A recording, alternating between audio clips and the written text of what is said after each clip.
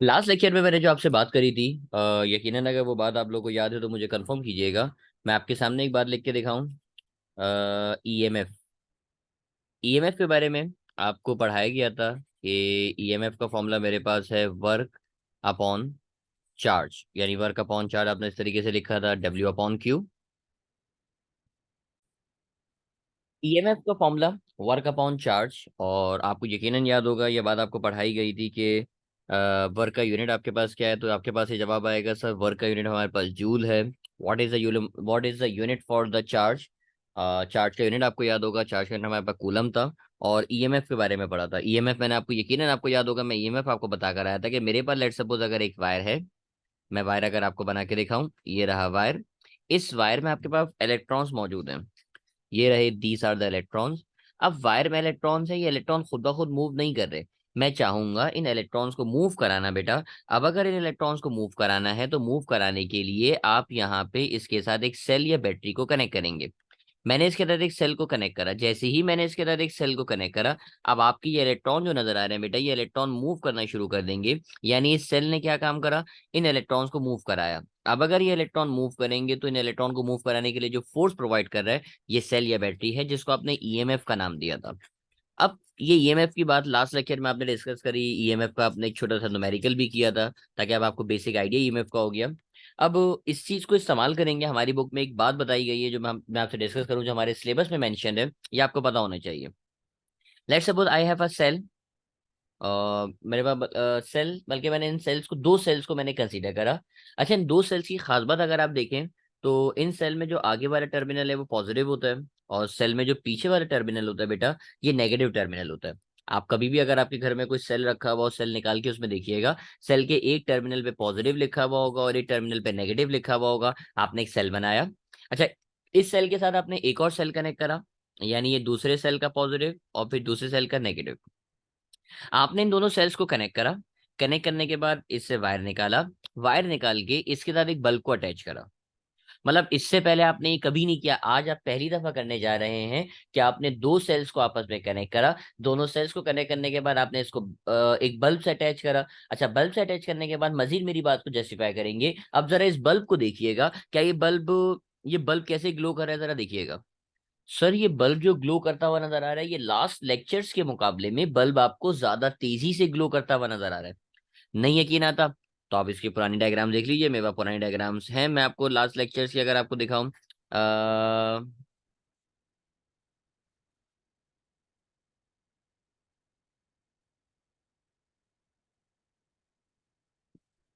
इस तरीके से, ये अगर मेरे पास एक सिंगल सेल नजर आ रहा था, ये रही डायग्राम जो मैं आपको लास्ट डायग्राम अगर रिकॉल करूं, कि मेरे पास एक बल्ब था, एक सिंगल सेल लगा हुआ है, ये देखिएगा डायग्राम में।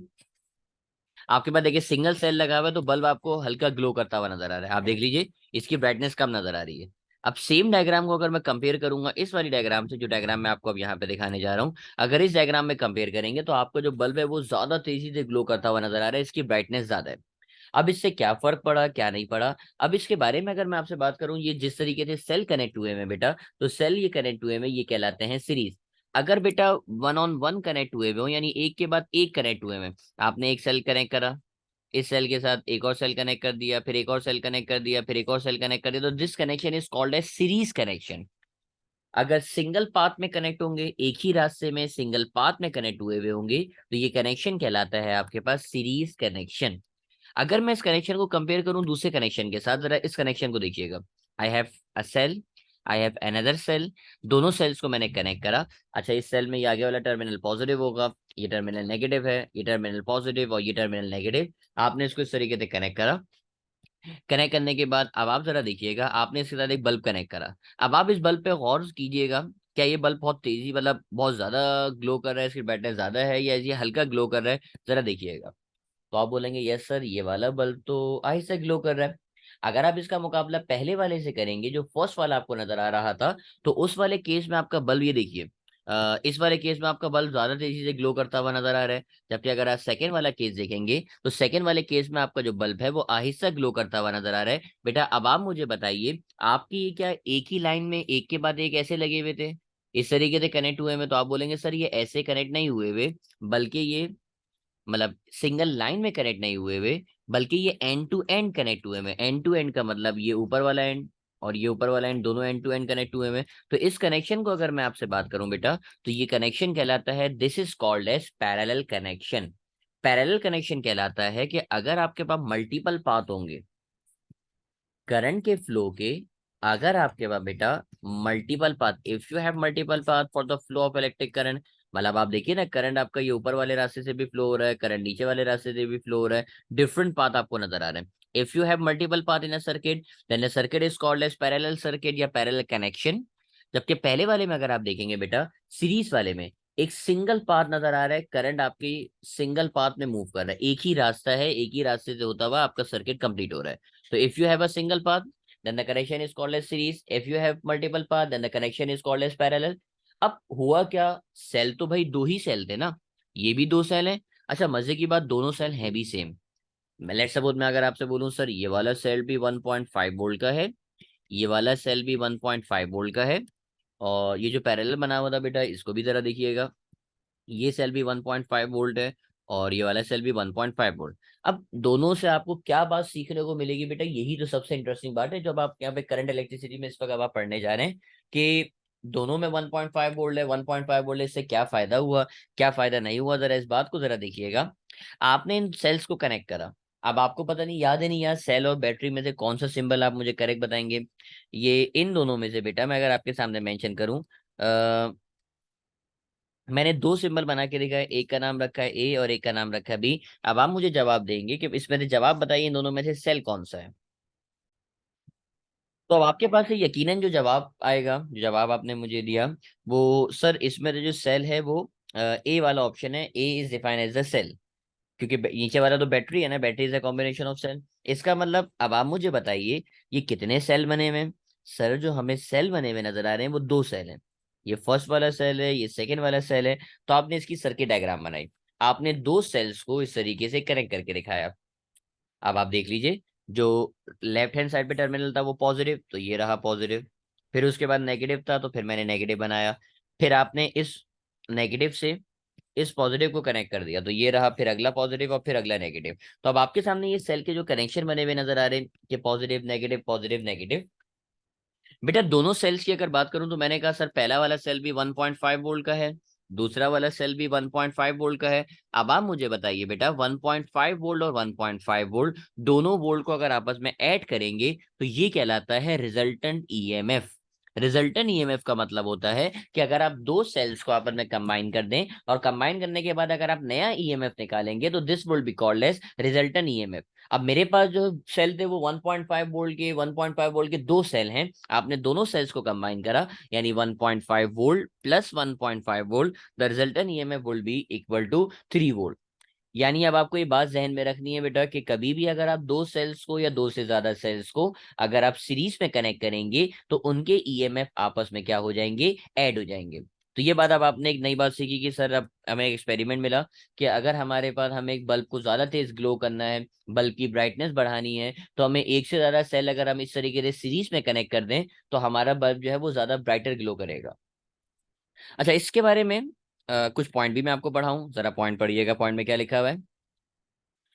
When cells are arrange in the series, आपने जब सेल्स को सीरीज में अरेंज करा, द रिजल्टन ईएमएफ, जो रिजल्टन ईएमएफ निकालेंगे वो क्या होगा, सम होगा। सम का मतलब दोनों को आपस में आपने क्या करा है, दोनों को आपस में क्या करा, ऐड करा। तो आपने लिख के दिखाया is the sum of the EMFs of the cell, यानी हर एक एक अलग अलग सेल के ईएमएफ को अगर आप ऐड करेंगे तो आपका रिजल्टन हो जाएगा। अब जरूरी नहीं कि ये 1.5 वोल्ट के होंगे, भाई हो सकता है मैं तीन सेल लगा दूं, मुझे बताइए इसका रिजल्टेंट भाई एक 3 वोल्ट का है, एक 6 वोल्ट का है, एक 9 वोल्ट का है। अब मैं आपसे अगर पूछूं बताइए रिजल्टेंट कितने का है, तो आपके पास से फौरन जवाब आएगा सर 3 वोल्ट, 6 वोल्ट, 9 वोल्ट, तीनों को आप अपने प्लस करेंगे ये हो जाएगा 3 + 6 + 9। So answer will be 18 volt. तो आपने सिंपली इनको आपस में ऐड कर दिया। लेकिन अब वो जो अब आप दूसरा वाला देख रहे थे पैरेलल वाला, जरा पैरेलल वाला भी देखते हैं। अब आप बताइए एक सेल ऊपर लगा हुआ है, एक सेल नीचे लगा हुआ है, ऊपर वाला 1.5 वोल्ट का, नीचे वाला भी 1.5 वोल्ट का। ये देखिएगा ऊपर वाला सेल आपने कनेक्ट करा, ये नीचे वाला सेल आ गया, दो सेल्स आपने कनेक्ट करे और दोनों को इस तरीके से आपने निकाल दिया, ये दो दोनों की टर्मिनल आ गए। अच्छा, टर्मिनल बनाने के बाद अब मैंने कहा सर ऊपर वाला भी 1.5 वोल्ट का है, नीचे वाला भी 1.5 वोल्ट का है। एक बात हमेशा याद रखिएगा बेटा, कभी भी आप अपने सेल्स को अगर पैरेलल में कनेक्ट करेंगे, तो एक बात मैं आपको सेंटेंस पढ़ाऊंगा, ये सेंटेंस शायद आप पहली दफा सुने, लेकिन जब तक मैं आपको करंट पूरा पढ़ाऊंगा, मतलब करंट में इलेक्ट्रिसिटी के अंदर चार मेन टॉपिक्स हैं। स्टैटिक इलेक्ट्रिसिटी है, करंट इलेक्ट्रिसिटी है, डीसी सर्किट्स है, एंड देन प्रैक्टिकल इलेक्ट्रिसिटी है। चार मेन टॉपिक्स हैं, चैप्टर समझ लीजिए मेन टॉपिक। तो उसमें से अभी आपसे पहला पढ़ रहे हैं, तो मैं आपको बिल्कुल फर्स्ट टाइम ये टॉपिक बता रहा हूँ जो मैं आपसे डिस्कस करूंगा, कि बेटा कभी भी आप किसी भी चीज को पैरेलल में कनेक्ट करते हैं, तो पैरेलल में हमेशा आपका जो ईएमएफ होता है बेटा, वो ईएमएफ सेम होता है। यानी अगर ऊपर वाले में 1.5 वोल्ट है, नीचे वाले में 1.5 वोल्ट है, अब दो अगर 1.5 वोल्ट है, तो जो इसका रिजल्टेंट होगा बेटा, वो रिजल्टेंट भी कितना होगा, 1.5 वोल्ट होगा। यानी दोनों आपस में ऐड नहीं होंगे। आप ऐसा नहीं करेंगे कि 1.5 plus 1.5 is equal to 3 volt. अगर दोनों को आपस में ऐड ही करना था, तो दोनों के अलग अलग तरीके बनाए क्यों? भाई अगर आपको 3 वोल्ट ही चाहिए था, तो 3 वोल्ट चाहिए तो भाई आप सीरीज में कनेक्ट कर दें। और अगर आपको 3 वोल्ट नहीं चाहिए, तो आप पैरेलल में रहने दीजिए। पैरेलल में 1.5 वोल्ट है, तो आपका 1.5 वोल्ट ही रहेगा। लेकिन अब आपके पास एक सवाल आएगा, सवाल यकीनन आपके पास से आना चाहिए, सर हमने 1.5, भाई एक काम करें, आपने 1.5 वोल्ट का ऊपर भी लगाया, 1.5 वोल्ट का नीचे भी लगाया, ये ऊपर वाला भी 1.5 वोल्ट है, नीचे वाला भी 1.5 वोल्ट है, आपको रिजल्टेंट भी 1.5 वोल्ट मिला। इसका तो कोई फायदा ही नहीं हुआ। आपने 1.5 जोड़ के आंसर भी 1.5 निकाला। तो आप कितनी बड़ी बेवकूफी कर रहे हैं। आप एक काम करते ना, आप दो सेल क्यों लगा रहे हैं, आप एक ही लगा देते 1.5 का, तो आपका आंसर जब भी कितना रहता, 1.5 रहता। तो आप ये दो क्यों कनेक्ट कर रहे हैं? दो कनेक्ट करने का फायदा क्या है? तो बेटा दो पैरेलल में कनेक्ट करने का फायदा क्या है, आपका जो सेल है वो ज्यादा देर तक चलेगा। देखो ब्राइटनेस आपके पास कम है ना यहाँ पे, सेल की ब्राइटनेस इतनी ज्यादा नहीं है, सेल की ब्राइटनेस जो है वो कम है। तो इसका मतलब ये लॉन्ग लास्टिंग है। आपने अगर दो सेल्स को पैरेलल में कनेक्ट कर दिया, तो ये ज्यादा देर तक चलेंगे। लेकिन अगर आपने दो सेल्स को सीरीज में कनेक्ट कर दिया, तो 1.5 वोल्ट प्लस 1.5 वोल्ट वो 3 वोल्ट हो गया। आपके बल्ब को वो तेजी से ग्लो तो करेंगे, तेजी से चलाएंगे, लेकिन क्या होगा कि वो बल्ब जो है वो जल्दी खत्म हो जाएगा। तो ये इसका फायदा और नुकसान है जो मैं आपको बता रहा था। तो सीरीज में कनेक्ट करने का फायदा और पैरेलल में कनेक्ट करने का फायदा क्या, मैं भी आपसे पूछूंगा, लेकिन उससे पहले मैं आपको कुछ पॉइंट पढ़ाऊंगा, जरा पॉइंट पढ़िएगा। पॉइंट क्या लिखा हुआ है? तो पॉइंट लिखा हुआ नजर आ रहा है बेटा, पॉइंट पढ़ते हैं। When cells of equal EMF are arrange in the parallel. Equal EMF का मतलब ऊपर भी 1.5 वोल्ट, नीचे भी 1.5 वोल्ट। आपने अगर इसको पैरेलल में कनेक्ट करा, तो बेटा 1.5 वोल्ट 1.5 वोल्ट, तो रिजल्टेंट क्या लिखा हुआ नजर आ रहा है, जरा पढ़िएगा, शाबाश। लिखा हुआ नजर आ रहा है बेटा, the resultant of EMF is equal to the EMF of a single cell. यानी अगर आप दो सेल्स को कंबाइन करेंगे और दोनों के दोनों अगर आपस में इक्वल हैं, तो जो उसका रिजल्टेंट होगा वो किसी भी एक सिंगल सेल के ईएमएफ के बराबर होगा। ये स्टेटमेंट आपको याद नहीं करनी बेटा, ये स्टेटमेंट सिर्फ आपको अपने कॉन्सेप्ट के लिए, आपको कॉन्सेप्ट अपना क्लियर करना है, और आपको याद होना चाहिए कि भाई सर ने हमें इस तरीके से बताया था कि अगर आप दो सेल्स को पैरेलल में कनेक्ट करेंगे, तो उसका ईएमएफ सेम होगा। सेकंड पॉइंट में क्या लिखा हुआ है, सेकंड पॉइंट जरा पढ़िएगा, इसका फायदा क्या है। एडवांटेज अगर आता हूँ, ये एडवांटेज बेटा आपको पॉइंट याद होना चाहिए, जो एडवांटेज मैं आपको यहाँ पे बता रहा हूँ। एडवांटेज है, the cells last for the longer time compare to the those in the series. यानी ज्यादा देर तक चलेंगे। जबकि अगर आप यहाँ पे बात करेंगे बेटा, यहाँ पे क्या होगा, यहाँ पे अगर आप पॉइंट पढ़ेंगे सीरीज में, the cells last for the shorter time compare to those in the parallel, कम देर तक चलेंगे। तो अगर मैं आपसे बेटा दो डिफरेंस यहाँ पे बनाने को कहूँ कि भाई मुझे दो डिफरेंस चाहिए सीरीज और पैरेलल में कनेक्ट करने के, तो आपके पास से डिफरेंस क्या आने चाहिए, ये जरा देखते हैं। Series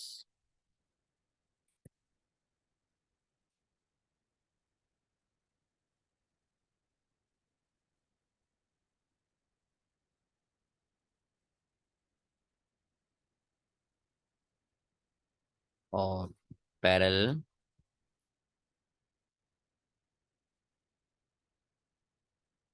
series connection of cell and parallel connection of cell, मैं अगर इसका दो डिफरेंस आपसे अगर पूछ लूं, ये difference,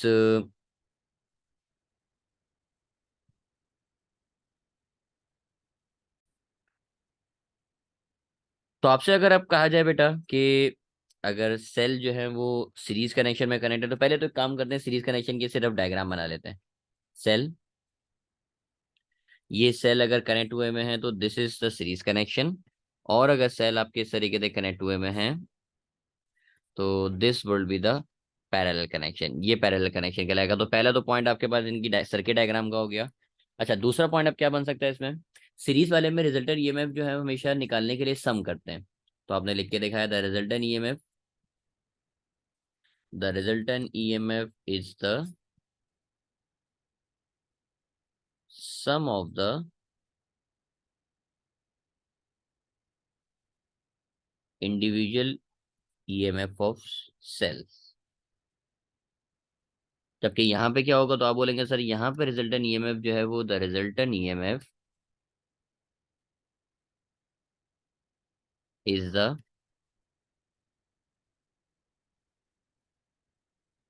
average of the EMFs of the cell. Average निकालते हैं भाई। देखें एवरेज कैसे निकालने हैं भाई, ऊपर भी 1.5 वोल्ट, नीचे भी 1.5 वोल्ट, तो 1.5 वोल्ट 1.5 वोल्ट, एवरेज कितना आएगा, 1.5 ही आएगा भाई। इतना तो आता है ना एवरेज निकालने का तरीका। एवरेज निकालने का तरीका होता है, अगर एवरेज ईएमएफ चाहिए बेटा, तो ईएमएफ निकालने के लिए देखिए एवरेज निकालने का तरीका 1.5 volt plus 1.5 volt divided by 2, दोनों को प्लस करके 2 से डिवाइड करेंगे, ऊपर 3 आएगा, 2 से डिवाइड करेंगे तो आंसर आ जाएगा मेरे पास कितना, 1.5 वोल्ट आ जाएगा। चाहे तो ये भी लिख सकते हैं कि भाई वहां पे सम होता है और यहाँ पे एवरेज होता है। ये दो डिफरेंस हो गए। दो और डिफरेंस अगर आप लिखना चाहें तो डिफरेंस ये भी हो सकते हैं बेटा, ये भी जरा डिफरेंस देखिएगा कि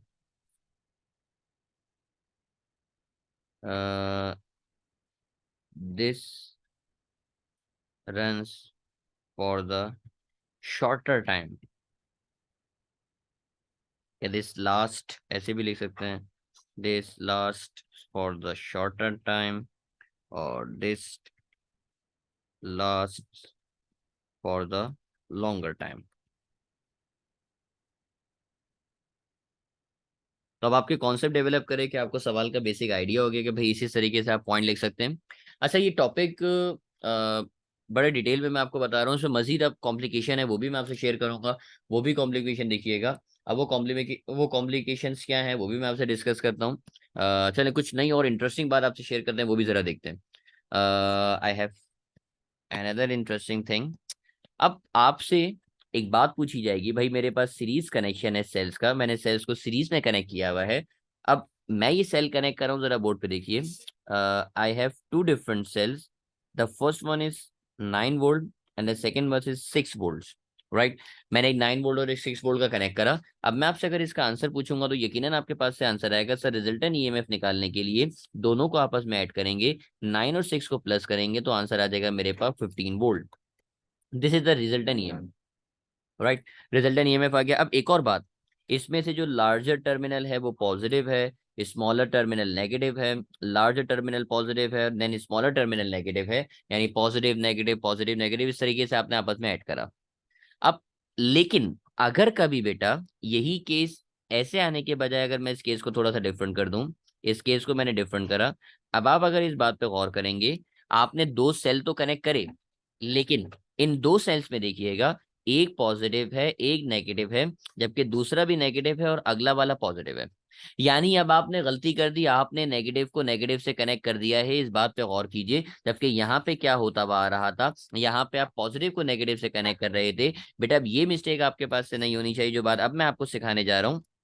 यानी अगर मेरे पास एक 9 वोल्ट, एक मेरे पास 6 वोल्ट, अब अगर मैं इसका रिजल्टेंट निकालूंगा तो बेटा इसका रिजल्टेंट अब निकालने के लिए दोनों को आपस में प्लस नहीं करेंगे बल्कि दोनों को आपस में माइनस करना पड़ेगा। यानी 9 वोल्ट में से 6 वोल्ट को माइनस करेंगे तो ईएमएफ आएगा मेरे पास कितना वोल्ट, 3 वोल्ट। बेटा ये अब आपके लिए नई चीज थी जो मैंने आपको सिखाई, जो मैंने अभी अभी आपको बताई कि भाई आपको इस बात का ख्याल रखना है कि आपने किस टर्मिनल को किस टर्मिनल से कनेक्ट किया हुआ है। जज्बाती नहीं होना कि सर ने तो सिखाया था भाई सीरीज है हमेशा हमेशा प्लस होगा। भाई प्लस भी हो सकता है और माइनस भी हो सकता है। प्लस कब होगा, जब आपने एक का नेगेटिव और एक का पॉजिटिव कनेक्ट किया हुआ है तो ये प्लस होंगे, यानी इस लाइन से लगे हुए पॉजिटिव नेगेटिव पॉजिटिव नेगेटिव। लेकिन अगर नेगेटिव को नेगेटिव से कनेक्ट कर दिया तो या पॉजिटिव को पॉजिटिव से कनेक्ट कर दिया, सेम सेम अगर कनेक्ट कर दिए तो दोनों को आपस में क्या करना पड़ेगा, सबट्रैक्ट करना पड़ेगा। अब इस बात को देखने के बाद मजीद थोड़ा सा आगे बढ़ते हैं। अगला केस, अगला सिनेरियो मैं आपसे डिस्कस करूंगा, वो भी जरा बोर्ड पे देखते हैं। अगले वाले सिनेरियो में क्या है, पैरेलल की चलें बात करते हैं, पैरेलल। और पैरेलल में अब मैंने क्या किया,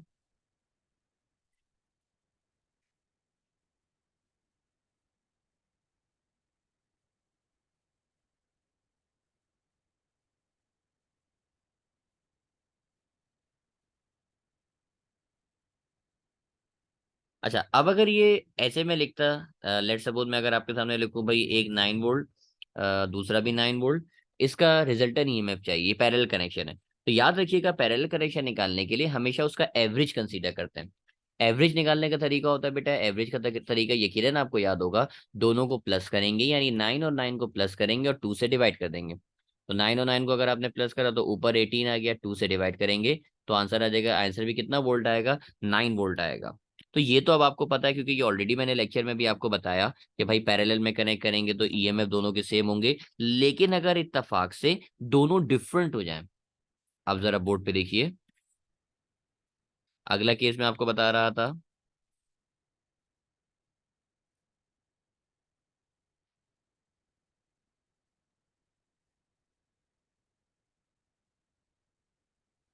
अब अगला केस क्या है बेटा, इसमें से मैंने कहा लेट सपोज एक है 9 वोल्ट का और इसमें से एक है 6 वोल्ट का।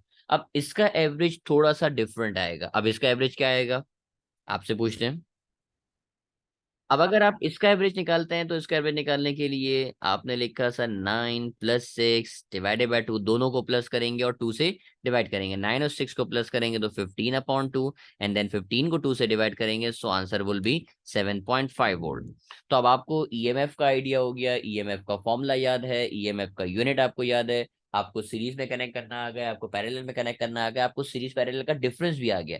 तो अच्छी खासी डिटेल में आपसे बात हो रही, और अब एक नई चीज आपको सिखाई जाएगी। इसी टॉपिक को थोड़ा सा एडवांस करेंगे और इससे आगे की अब मैं आपसे बात करूंगा जो थोड़ी सी डिफरेंट बात शायद आपके लिए।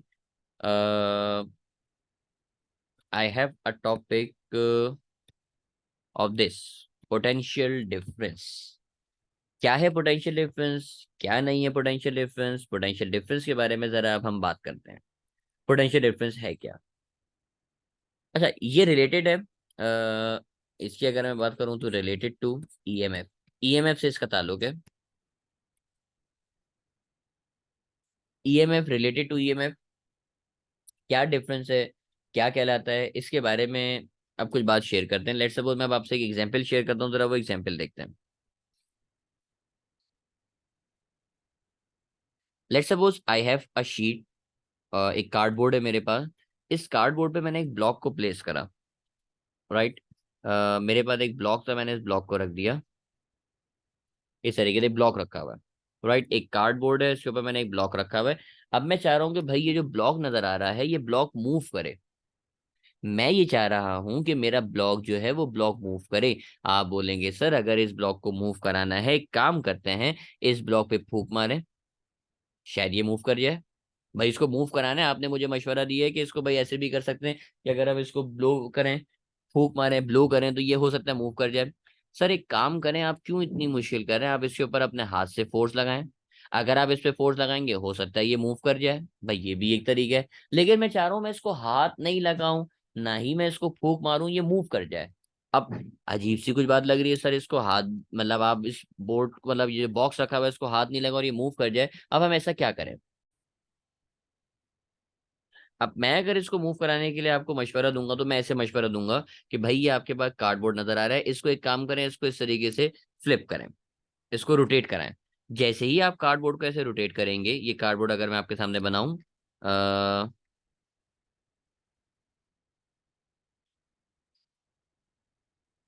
इस तरीके से आपने अपने कार्डबोर्ड को ऐसे फ्लिप करा, जैसे ही आप अपने कार्डबोर्ड को इस तरीके से रोटेट करेंगे तो आपका जो बॉक्स रखा हुआ था बेटा, ये बॉक्स ऐसे रखा नहीं रहेगा, बल्कि ये बॉक्स यहाँ से स्लाइड करेगा और स्लाइड करता हुआ मूव करता हुआ नीचे की तरफ आ जाएगा।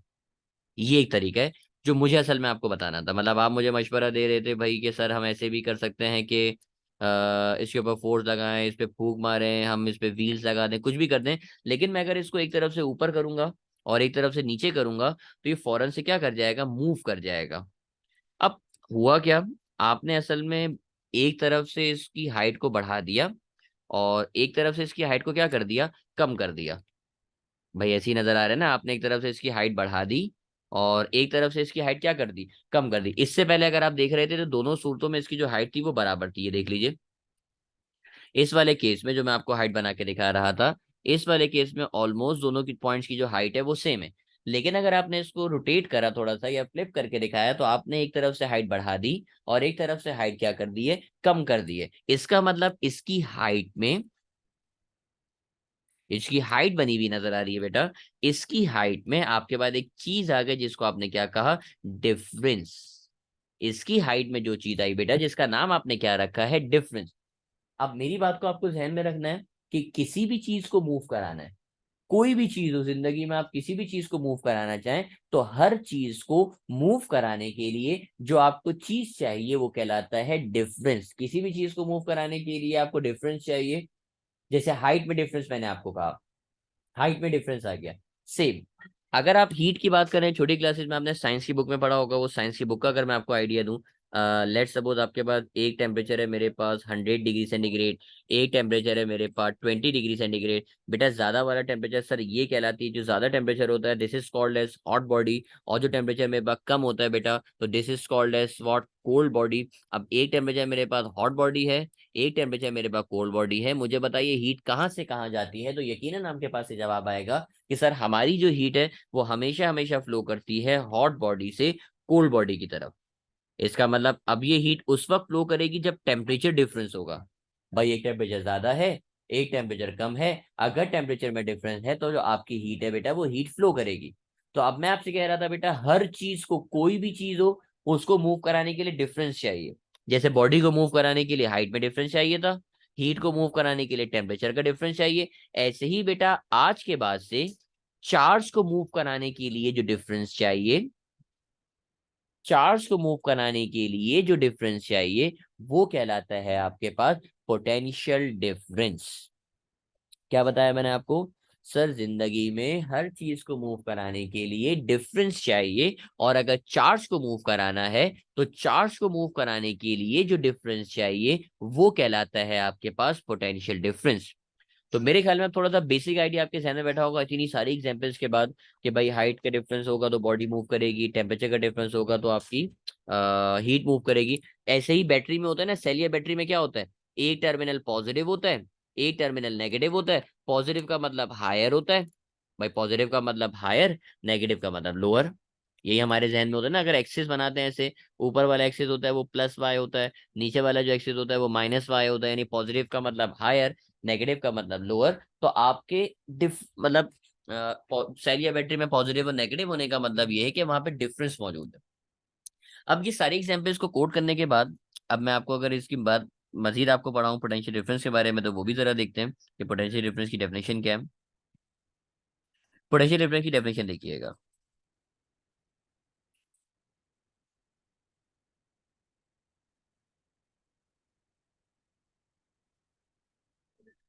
पोटेंशियल डिफरेंस की डेफिनेशन में लिखा हुआ नजर आ रहा है कि पोटेंशियल डिफरेंस, और पोटेंशियल डिफरेंस को आगे करके लिखा हुआ है पीडी, या तो पोटेंशियल डिफरेंस बोलते हैं या फिर पीडी बोलते हैं। अक्रॉस अ कंपोनेंट, किसी भी कंपोनेंट के अक्रॉस। अच्छा कंपोनेंट का मतलब होता है जैसे अगर मैं आपसे कुछ सर्किट बनाऊं, लेट सपोज मेरे पास एक सेल, इस सेल के साथ मैंने एक स्विच लगाया, ये रहा स्विच, और स्विच लगाने के बाद मैंने एक बल्ब लगाया, एक बल्ब लगाया। बेटा ये जो बल्ब आपने कनेक्ट किया है this is called as the component of the circuit. जो चीज आपने कनेक्ट करी है बेटा, जो कंपोनेंट आपने लगाया, जैसे बल्ब मैंने इसमें कनेक्ट करा तो बल्ब इसका क्या कहलाएगा, कंपोनेंट कहलाएगा। तो potential difference across a component in an electric circuit, किसी भी इलेक्ट्रिक सर्किट का वो कंपोनेंट। अच्छा मुझे बताइए जो इलेक्ट्रिक सर्किट है इसमें कंपोनेंट की मैंने बात करी, अब वो आगे आपको डेफिनेशन बता रहा है। क्या बोल रहा है कि the work done to drive a unit charge through the component. अब आप बोलेंगे सर ऐसी डेफिनेशन तो हमने ईएमएफ की भी पढ़ी थी, यकीनन आपको याद आ रही होगी ऐसी डेफिनेशन ईएमएफ की। पता नहीं अब आपको याद आ रही है, याद आ रही है नहीं याद आ रही। सर ऐसी डेफिनेशन तो हमने ईएमएफ की भी पढ़ी थी, लास्ट लेक्चर में आप पढ़ कर हैं। अब वो डेफिनेशन और इस डेफिनेशन में अगर मैं फर्क आपको बताऊं तो जरा फर्क आप पहचानिएगा। यहाँ पे लिखा हुआ नजर आ रहा है वर्कडन वाली, अगर आप डेफिनेशन को पढ़ते हैं ईएमएफ की, जरा ये पढ़िएगा यहाँ से क्या लिखा हुआ है।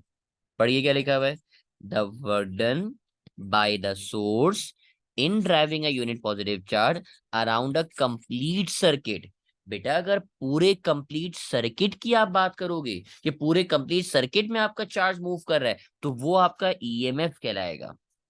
भाई यही मैंने कहा ना, भाई आपके सामने लिखा हुआ है, अगर मैं कंप्लीट सर्किट की आपसे बात करूंगा तो वो उसका क्या कहलाएगा, ईएमएफ कहलाएगा। जबकि यहाँ पोटेंशियल डिफरेंस में क्या लिखा हुआ नजर आ रहा है, पोटेंशियल डिफरेंस में पढ़िए, the work done to drive a unit charge through the component. अगर आप सिर्फ एक कंपोनेंट की बात करेंगे तो ये आपके पास क्या कहलाएगा, पोटेंशियल डिफरेंस कहलाएगा। और अगर आप कंप्लीट सर्किट की बात करेंगे तो वो आपके पास क्या कहलाएगा, ईएमएफ कहलाएगा। ये एक मामूली सा पहले डिफरेंस है। ये डिफरेंस आपको ध्यान में बिठाना है, दोनों की बेटा डेफिनेशन आपको याद होनी चाहिए। आपके ओ लेवल्स के एग्जाम में दोनों की डेफिनेशन पूछी जाती है। मैं आपसे अगर बोलूं ईएमएफ की डेफिनेशन क्या है, तो ईएमएफ की डेफिनेशन क्या होगी, तो work done to drive a unit positive charge through the whole circuit, through the whole circuit, through the circuit अगर होगा तो वो ईएमएफ होगा, और थ्रू द कंपोनेंट अगर होगा तो पोटेंशियल डिफरेंस होगा। मजे की बात है, दोनों के फॉर्मूले भी सेम है, दोनों के यूनिट भी सेम है, बस है डिफरेंस दोनों में मामूली सा। जबकि फॉर्मूला यूनिट वगैरह सब कुछ सेम है, और आमतौर पे अक्सर सर्किट में ऑल्टरनेटिव वर्ड एक दूसरे के लिए यूज किए जा रहे होते हैं। ये इसका फॉर्मूला लिखा हुआ नजर आ रहा है, वर्क अपॉन चार्ज। इसके फॉर्मूले को डिस्कस करते हैं हम जरा। जब आप अब ये पोटेंशियल डिफरेंस और ईएमएफ की बात कर रहे हैं तो अब आपके लिए बात थोड़ी सी कंफ्यूजिंग हो रही है कि भाई इसमें ज्यादा डिफरेंस है क्या, डिफरेंस क्या बनेगा, क्या फर्क है इसमें। सिमिलैरिटीज में ज्यादा है, डिफरेंस भी मैं अगर आपको करूँ, मेरे पास डिफरेंस भी यहाँ मौजूद है, डिफरेंस जरा देखते हैं। डिफरेंस में कुछ पॉइंट्स आपके सामने मेंशन हुए हुए नजर आ रहे हैं, मैं बारी बारी करके पॉइंट पढ़ते हैं जरा। अच्छा, ये डिफरेंस जो है वो थोड़ी सी एडवांस बात है। ये बहुत ज्यादा ये पॉइंट्स आपके, मतलब आप ये समझ लीजिए कि बहुत ज्यादा डिटेल एक्सप्लेनेशन इसकी नहीं है, ये कोर्स का बहुत ज्यादा पार्ट आपका नहीं है, लेकिन मैं डिफरेंस आपको समझाने के लिए बताऊंगा। मतलब इसमें कुछ डिटेल ऐसी बातें हैं जो आप आगे जाके ए लेवल्स पर पढ़ते हैं, एडवांस लेवल में पढ़ेंगे। ये भी आपके पास जो मैं बातें आपसे कर रहा हूँ वो बिल्कुल बेसिक है, क्योंकि अभी आप लाइफ में पहली दफा पढ़ रहे हैं, तो इसमें डिफरेंस तो है। डिफरेंस नो डाउट डिफरेंस है, मैं बारी बारी करके अगर आपको बताऊं तो डिफरेंस कुछ देख लेते हैं, कुछ आसान आसान से पॉइंट्स मेरे पास मौजूद हैं, जरा इनको देख लेते हैं। ईएमएफ कह रहा था बेटा, it is the potential difference between two electrodes when no current in flowing through the circuit. क्या मतलब है, आप अगर एक सेल खरीद के लेकर आए, अच्छा ये पॉइंट्स याद नहीं करने, ये सिर्फ समझने हैं आपको, सिर्फ समझ लीजिएगा। आप अगर एक सेल खरीद के लेकर आए बेटा, ये सेल, इस सेल में एक टर्मिनल पॉजिटिव होगा, एक टर्मिनल नेगेटिव होगा। बेटा इस सेल का जो ईएमएफ नजर आ रहा है वो ईएमएफ कितना नजर आ रहा है, इसका मैंने वोल्टेज लिखा हुआ है भाई, इसका पोटेंशियल, इसका ईएमएफ लिखा हुआ है 1.5 वोल्ट। अब ये सेल जो आपने खरीदा हुआ है, इस वक्त इसमें से कोई करंट फ्लो नहीं हो रहा, जैसे लिखा हुआ नजर आ रहा है ना कि no current flowing through it, कोई करंट इसमें से फ्लो नहीं हो रहा। इस वक्त इसका जो भी पोटेंशियल डिफरेंस होगा भाई, एक तरफ पॉजिटिव है, पॉजिटिव का मतलब हायर, एक तरफ नेगेटिव है, नेगेटिव का मतलब लोअर, इसका मतलब इसके अंदर डिफरेंस है, पोटेंशियल डिफरेंस। अगर कोई करंट फ्लो नहीं कर रहा, उस वक्त जो पोटेंशियल डिफरेंस होगा वो उसका ईएमएफ कहलाएगा। जबकि अगर इसी सेल को आपने बेटा, इस सेल को अगर मैं एक चीज से कनेक्ट करूं, जरा बोर्ड पे देखते हैं। लेट्स सपोज आपने इस सेल को कनेक्ट करा, ये पॉजिटिव टर्मिनल नेगेटिव टर्मिनल, आपने इस सेल से एक बल्ब को कनेक्ट कर दी। ये रहा मेरे पास एक बल्ब, आपने बल्ब को कनेक्ट करा। अब बल्ब से कनेक्ट करने के बाद अब जरा बोर्ड पे देखते हैं, ये बल्ब आपका ग्लो भी कर रहा था। अब आपके पास जो सेल था बेटा, वो सेल था तो कितने वोल्ट का, आप बोलेंगे सर हमारे पास सेल था 1.5 वोल्ट का। लेकिन जब आपने इस बल्ब पे मेजर करा, तो बल्ब में से आपने सेल खरीदा 1.5 वोल्ट का, 1.5 वोल्ट का सेल खरीदने के बाद आपने जब उसमें बल्ब कनेक्ट करा, तो बल्ब वहां पे शो कर रहा है 1.3 वोल्ट। अब आप मुझे बताइए बेटा, आपने ये जो वोल्टेज निकाला है 1.3 वोल्ट, जो पोटेंशियल डिफरेंस, अच्छा पोटेंशियल डिफरेंस को अक्सर जो है इस नाम से भी पुकारते हैं, जो बार बार मैं बोल रहा हूँ ना आपको, पोटेंशियल डिफरेंस को आमतौर पे बेटा कभी कभी इस वर्ड को ऐसे भी पुकारते हैं, जो नाम लिखा हुआ नजर आ रहा है वोल्टेज। पोटेंशियल डिफरेंस और वोल्टेज में भी थोड़ा सा डिफरेंस है, लेकिन वो मैं अब आपको वक्त के साथ साथ सिखाऊंगा, कि एक साथ सारी चीजें सिखाऊंगा तो आपके जहन में बहुत कंफ्यूजन हो जाएगी कि सर ये क्या चल रहा है। तो मैं ऐसे ऐसे करके आपको अपनी बातें समझा रहा हूँ, आपको बातें एब्जॉर्ब कराता जा रहा हूँ कि ईएमएफ कहला रहा है उस वक्त पोटेंशियल डिफरेंस जब आपके सर्किट में कोई करंट फ्लो नहीं कर रहा, और जब करंट फ्लो कर रहा है तो वो उस वक्त जो पोटेंशियल डिफरेंस होगा वो आपके पास सिंपल पोटेंशियल डिफरेंस कहलाएगा। अच्छा आप जरा पढ़े ना डिफरेंस में क्या लिखा हुआ है, it is the difference of electrodes potential of two electrodes. Electrodes का मतलब ये टर्मिनल होते हैं, पॉजिटिव टर्मिनल नेगेटिव टर्मिनल, दो इलेक्ट्रोड्स का difference when the cell is under operation, जब आप करंट उसमें से, जब उस सेल में से करंट पास हो रहा है उस वक्त अगर आप मालूम करेंगे तो वो उस वक्त उसका पोटेंशियल डिफरेंस कहलाएगा। मैं आपसे कह रहा था सेल आपने कितने वोल्ट का खरीदा, 1.5 वोल्ट का खरीदा। जब 1.5 वोल्ट का सेल था, जबकि उसमें से आपको मिल कितने रहे, 1.3 मिल रहे हैं। तो बेटा जो इसमें से लार्जर वैल्यू होती है, जो ज्यादा वाली वैल्यू होती है, वो उसका ईएमएफ कहलाता है, जो लार्जर वैल्यू है। और जो स्मॉलर वैल्यू नजर आ रही है बेटा, वो उसका पीडी कहलाता है। पीडी का मतलब पोटेंशियल डिफरेंस, क्योंकि कुछ ना कुछ वोल्टेज आपका लॉस भी होता है। ये तो आपने बचपन से अब तक साइंस में जरूर पढ़ा होगा कि energy can neither be created nor be destroyed but it can transfer its form from one form to another form. एक फॉर्म से दूसरी फॉर्म में कन्वर्ट होती है, कुछ एनर्जी लॉस हो जाती है। तो जो लॉस होने से पहले जो टोटल होगा वो उसका ईएमएफ होगा, और जो उसका लेसर वैल्यू होगी बेटा वो उसका पोटेंशियल डिफरेंस कहलाएगा। बेटा अब आपके पास लिखा हुआ यहाँ पे नजर आ रहा है कि ईएमएफ के बारे में, कि it is the maximum voltage that the cell can deliver, यानी ये मैक्सिमम वैल्यू जो होगी वो उसका ईएमएफ होगा। और इसमें लिखा नजर आ रहा है ना, अब देखिए पोटेंशियल डिफरेंस में क्या लिखा हुआ है, it is always less than the maximum value, ये हमेशा मैक्सिमम वैल्यू से कम होती है, तो ये इसका एक डिफरेंस हो गया। अब ये डिफरेंस आप चाहें तो इसमें पॉइंट, आप कुछ की पॉइंट याद भी कर सकते हैं कि भाई जब सेल में फ्लो करंट फ्लो नहीं कर रहा तो वो ईएमएफ है, और जब आप अंडर ऑपरेशन तो उसका पोटेंशियल डिफरेंस है। तो ये दो पॉइंट अब आपके लिए इंपॉर्टेंट हो गए, पॉइंट 1 और पॉइंट 2, जो अब आप इसमें तो याद कर सकते हैं। थोड़ा सा अब आपको शायद आइडिया हुआ हो इतनी लंबी चौड़ी बात करने के बाद, क्योंकि मैं इसको बहुत ज्यादा डिटेल में पढ़ा रहा हूँ। अक्सर आपने देखा होगा ओ लेवल्स में क्या होता है, बस आपको डेफिनेशन बताई जाती है, बेटा ये इसकी डेफिनेशन कि भाई ओवरऑल है, ये इसकी डेफिनेशन डिफरेंस बता दिया जाता है। लेकिन मैं कोशिश कर रहा हूँ कि बहुत ज्यादा डिटेल में जाके आपको कॉन्सेप्ट समझाए जाए, क्योंकि एक दफा अगर आपको कॉन्सेप्ट डेवलप हो गया तो आपको फिर ये ओ लेवल के एग्जाम आपके लिए कुछ भी नहीं है, आप पास पेपर बहुत हंसते खेलते करेंगे, आपका कॉन्सेप्ट क्लियर होगा। तो बड़ी डिटेल में आपसे मैंने बात करी ईएमएफ और पोटेंशियल डिफरेंस। कुछ बेसिक सी बात आप ध्यान में बिठाइएगा बेटा, अगर ओवरऑल सर्किट की बात, ये बात ध्यान में बिठा लीजिए, ये बात अगर ध्यान में बैठ गई आप पेपर में सवाल कर लेंगे। अगर होल सर्किट की बात की जाए, कंप्लीट सर्किट की बात की जाए, होल सर्किट कंप्लीट सर्किट की, तो वो उसका ईएमएफ होगा। और अगर किसी कंपोनेंट की बात की जाए, कोई बल्ब है या कोई कंपोनेंट है, तो वो उसका पोटेंशियल डिफरेंस होगा। तो अब आप इसके दो दो पॉइंट, बस इसके दो पॉइंट ही रखिए, थर्ड वाले पॉइंट को मैं इसमें से एलिमिनेट कर देता हूँ, थर्ड पॉइंट कंसीडर नहीं कर रहे। तो दो पॉइंट का डिफरेंस, वापसी दोबारा आते हैं जरा पोटेंशियल डिफरेंस पे। पोटेंशियल डिफरेंस में हम डेफिनेशन दोबारा से रिकॉल कर लेते हैं। पोटेंशियल डिफरेंस की डेफिनेशन में क्या लिखा हुआ है, पोटेंशियल डिफरेंस की डेफिनेशन में लिखा हुआ था भाई कि potential difference across a component in an electric circuit is the work done. यहाँ से बात इंपॉर्टेंट है आपके लिए, ये वाली बात, ये डेफिनेशन आपको याद करनी पड़ेगी टू लर्न, ये बात आपको याद करनी है। यानी work done to drive a unit charge through the component, किसी कंपोनेंट की बात करेंगे तो वो उसका पोटेंशियल डिफरेंस है। जैसे पोटेंशियल डिफरेंस का फॉर्मूला आपके सामने लिखा हुआ नजर आ रहा है, वर्क अपॉन चार्ज। यही ईएमएफ का फॉर्मूला भी था, याद कीजिए कल ईएमएफ का फॉर्मूला भी आपको लास्ट लेक्चर में वर्क अपॉन चार्ज पढ़ाया था। ईएमएफ को आपने ऐसे एप्सिलॉन से लिखा था, ईएमएफ का भी फॉर्मूला वर्क अपॉन चार्ज है, और पोटेंशियल डिफरेंस का भी फॉर्मूला वर्क अपॉन चार्ज है। बस अब आपने क्या बात ध्यान में बिठाई कि सर पोटेंशियल डिफरेंस जो है वो किसी कॉम्पोनेंट का होगा, जबकि ईएमएफ जो है वो कंप्लीट सर्किट का होगा। ये बात ध्यान में बिठा लेनी है, तो अब आप उस बात को फिर करेक्ट तरीके से अटेम्प्ट कर लेंगे। अच्छा अब बेटा बहुत ही बच्चों वाली बात है, मैं आपसे अगर पूछूं डब्ल्यू क्या है, तो आप मुझे बोलेंगे सर डब्ल्यू है वर्क डन। मैं आपसे पूछूंगा भाई क्यू क्या है, तो आपके पास ही जवाब आएगा सर क्यू क्या है, चार्ज है। मुझे यूनिट भी कंफर्म कीजिएगा, मैं आपसे बोलूंगा वर्क का यूनिट क्या है, तो आपके पास ही जवाब आएगा वर्क का यूनिट मेरे पास जूल। मैं आपसे बोलूंगा चार्ज का यूनिट क्या है, तो जवाब आएगा कि सर चार्ज का यूनिट होता है कूलम, C4 यहाँ पे कूलम को शो कर रहा है। डिटेल आपको बता देना बेटा, वी जो नजर आ रहा है, वी का नाम लिखा हुआ नजर आ रहा है कि वी कहलाता है पोटेंशियल डिफरेंस या फिर वोल्टेज, इसके दो नाम है, या तो पोटेंशियल डिफरेंस के नाम से पुकारेंगे या वोल्टेज के नाम से पुकारेंगे अक्रॉस अ कंपोनेंट। अगले वाले पॉइंट में क्या लिखा हुआ है, डब्ल्यू, बेटा डब्ल्यू कहला रहा है वर्क डन। अच्छा वर्क डन की जब आप बात करेंगे, अब वर्क डन कौन सा वर्क डन है, क्या लिखा हुआ है, जरा पॉइंट आगे पढ़िएगा। ये स्टार वाला जो पॉइंट लिखा हुआ है इसको रीड करते हैं जरा, ताकि इसको मैं समझा भी सकूं आपको। आपके पास लिखा हुआ नजर आ रहा है बेटा कि amount of electrical energy converted to other forms of energy. जैसे अब क्या कहना चाह रहा है भाई, आपने एक सेल को कनेक्ट करा, सेल को कनेक्ट करने के बाद आपने इसके साथ एक बल्ब कनेक्ट कर दिया। जब आपने इसको बल्ब को कनेक्ट करा, अब आप मुझे बताइए जब इसमें से करंट फ्लो करेगा, इसमें से करंट फ्लो करता हुआ आ रहा है, ये करंट फ्लो कर रहा है, आपका जो बल्ब है बेटा वो बल्ब ग्लो करेगा। जाहिर सी बात है ना, ये आपका बल्ब जो नजर आ रहा है, बल्ब ग्लो करेगा। अब जब बल्ब ग्लो करेगा तो वो हीट एनर्जी प्रोड्यूस करेगा, बल्ब हीट अप भी होगा। अच्छा, बल्ब ग्लो कर रहा है तो क्या वो लाइट नहीं दे रहा? क्या वो रोशनी नहीं देगा? आप बोलेंगे सर लाइट भी देगा, लाइट एनर्जी। इसका मतलब ये जो बल्ब नजर आ रहा था बेटा, ये बल्ब क्या काम कर रहा है मुझे कंफर्म कीजिए। सर बल्ब जो है वो इलेक्ट्रिकल एनर्जी को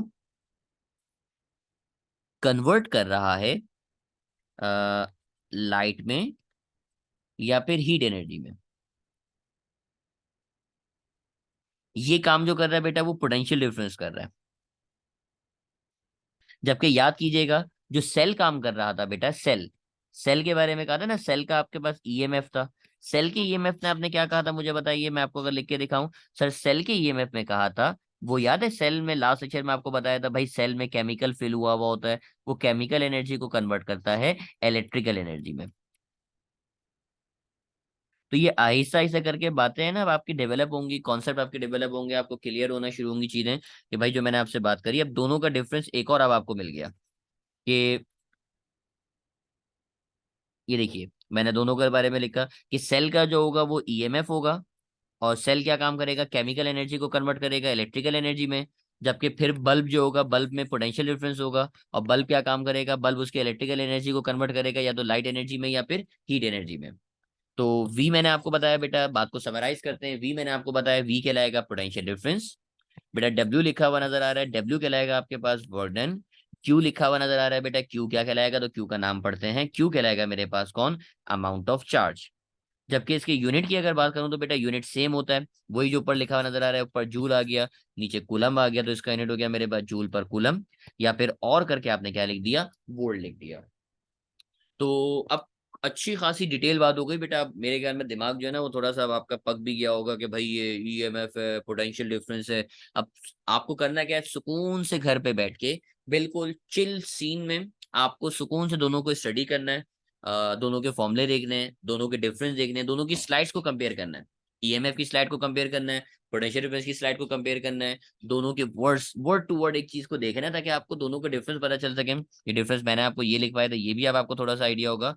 और लास्ट में मैं आपको एक छोटी सी वीडियो, एक एनिमेशन भी शेयर करता हूँ। उस वीडियो में भी अच्छी बात समझाई गई है, वो वीडियो भी मैं आपको दिखाता हूँ, ताकि उस वीडियो से आपको आइडिया हो जाएगा कि मतलब पोटेंशियल डिफरेंस है क्या, उसके बारे में जरा बात करते हैं। वो वीडियो मैं आपसे शेयर करता हूँ। Imagine you have two beakers filled with equal amounts of water, and they are both connected to each other by a pipe at the bottom. If you observe the two beakers for a few seconds, do you think the water will flow from one beaker to another? No. You will see that the water in both beakers is as is, and there is no flow from any beaker to the other. Now let me give you a task. Without changing the amount of water in any of the beakers, can you make water flow from beaker 2 to beaker 1? Understand my question again. You need to make water flow from beaker 2 to beaker 1. But you're not allowed to change the amount of water in any of the beakers. So you can't add or remove the water from any beaker. How will you do it? It's easy. One of the things you could do is raise the height at which the second beaker is kept. Once it's raised at a height, the water will flow from beaker 2 to beaker 1. What exactly happened here? What was the factor that made water flow? In simple terms, the factor was height. Yes, you can talk about gravity or pressure difference. But in layman terms, it is the height difference that causes the water to flow from the second beaker to the first. In an exactly similar way, for electricity to flow, there has to be some factor. We'll come to that factor soon, don't worry.